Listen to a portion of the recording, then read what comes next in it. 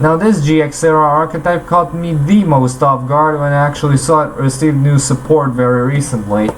This is the chemical archetype used by Daichi, and they focus on adhering to the periodic table lore, aka chemistry. So let's dig into this box of wonders and start off with the first monster, the level 3 Carbonidon. They're all dinosaurs who have the following chemistry-based effects. If this card battles a fire monster during damage calculation, this card gains 1000 attack during damage calculation only. You can banish this card from your graveyard, special summon from your hand or deck one level 7 or lower dragon type monster in face-up defense position, and you can only use this effect once per turn. So yeah, this one is based on the carbon element, and yeah, that's where the fire battle boost effect comes from, which is not used at all, let alone very often. Yeah, I guess you can use this in a Salamangreat matchup, although good luck if this thing survives even until the battle phase when playing against Salamangreats. So yeah. As for that last effect, which is most commonly used, well, it actually makes this thing playable in Red Eyes decks because level 7 is kind of their thing.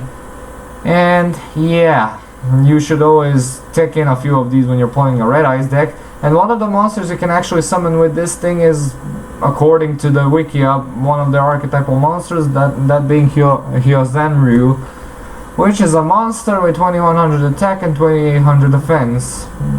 Crappy stats. I'm just gonna say that out loud.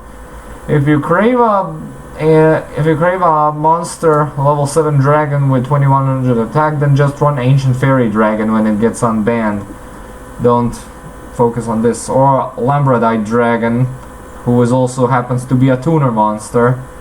Next up we have the first level 4 Hydrogeddon.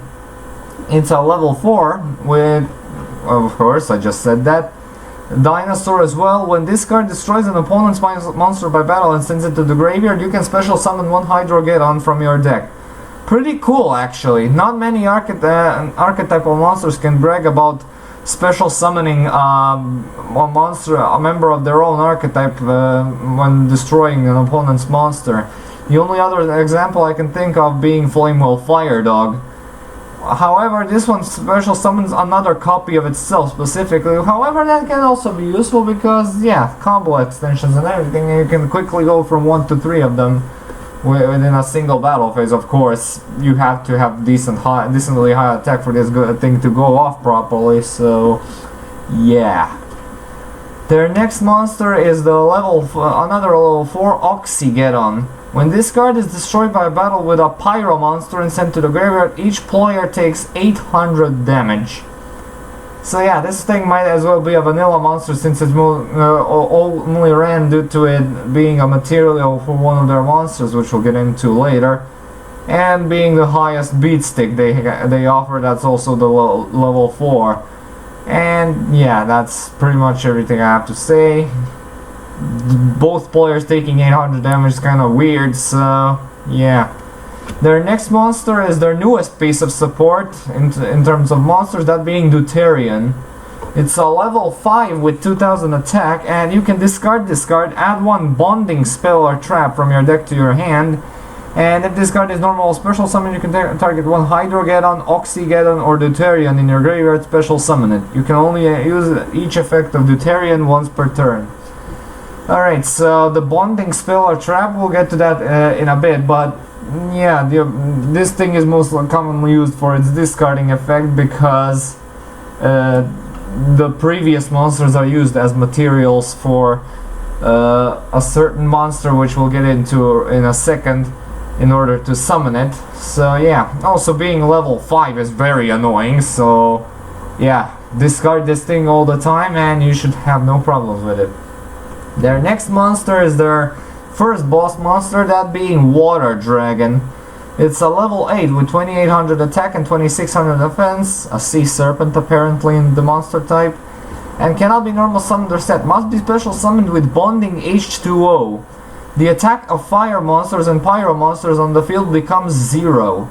When this card is destroyed and sent to the graveyard, you can target 2 Hydrogeddons and 1 Oxygeddons in your graveyards and special summon them. Bonding H2O requires you to tribute 2 Hydrogeddons and 1 Oxygeddon to special summon a Water Dragon from your hand, deck, or graveyard. Yeah, as for the first water dragon, it was obnoxiously ridiculous to summon back in the day, but with the new support it was meant to summon a lot easier. You specifically need 2 Hydrogeddons and 1 Oxygeddon, again adhering to the chemistry lore, because 2 hydrogen elements and 1 oxygen element, which make H2O, that being water. So yeah, the funniest thing about this is how it reduces the attack of all fire and pyro monsters to 0.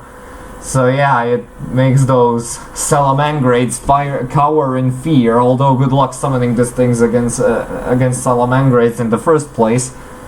So yeah, it should actually be ran at 3 because of their next monster, that being Water Dragon Cluster.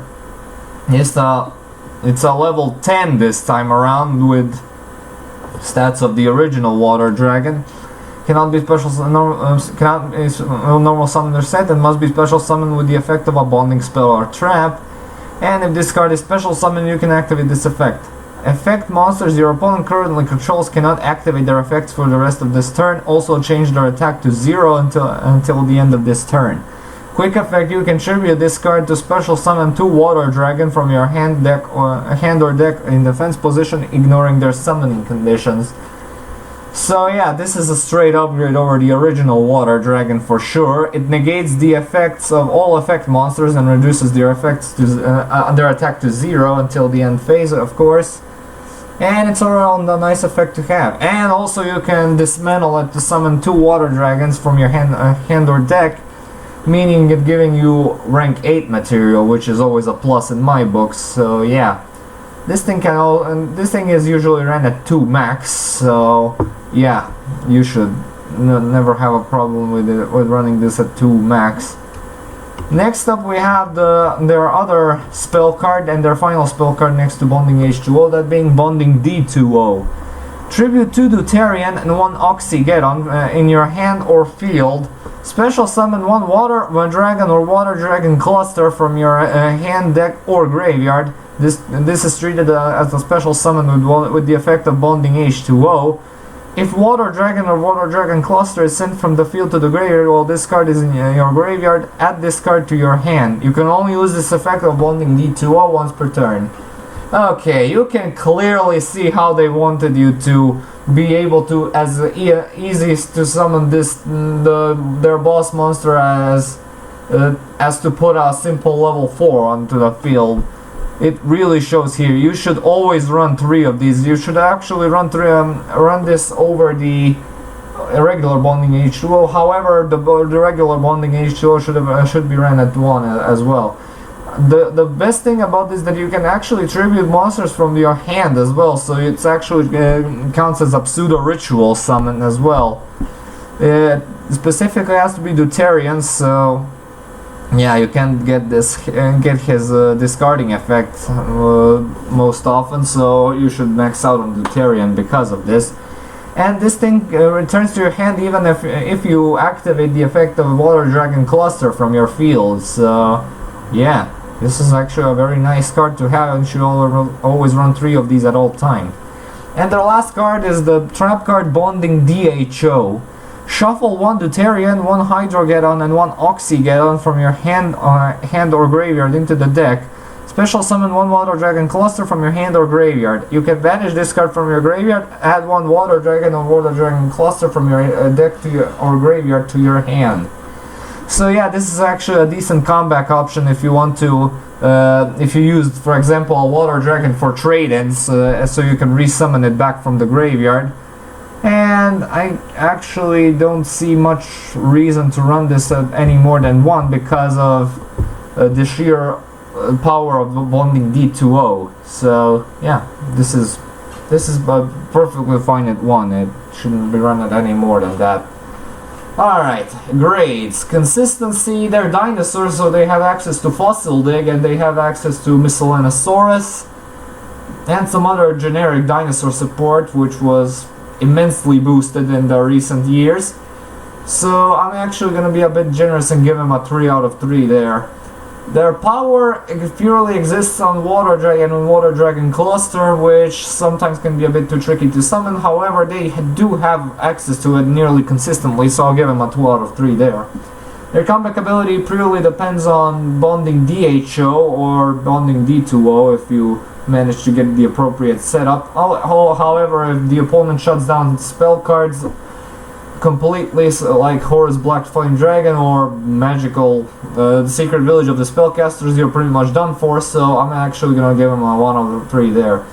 Their protection is completely non-existent, so 1 out of 3 there. As for the versatility, these things aren't splashable in many things. However, being dinosaurs with very generic support, I'm actually gonna give them a very generous 2 out of 3.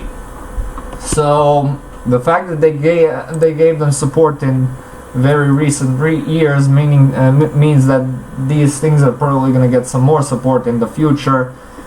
Let us just hope it's gonna be a good support, because I'm actually still waiting for that other Fire Dragon from the first GX opening, because fire is my element, even though I'm a Pisces with water elements as well. Yeah.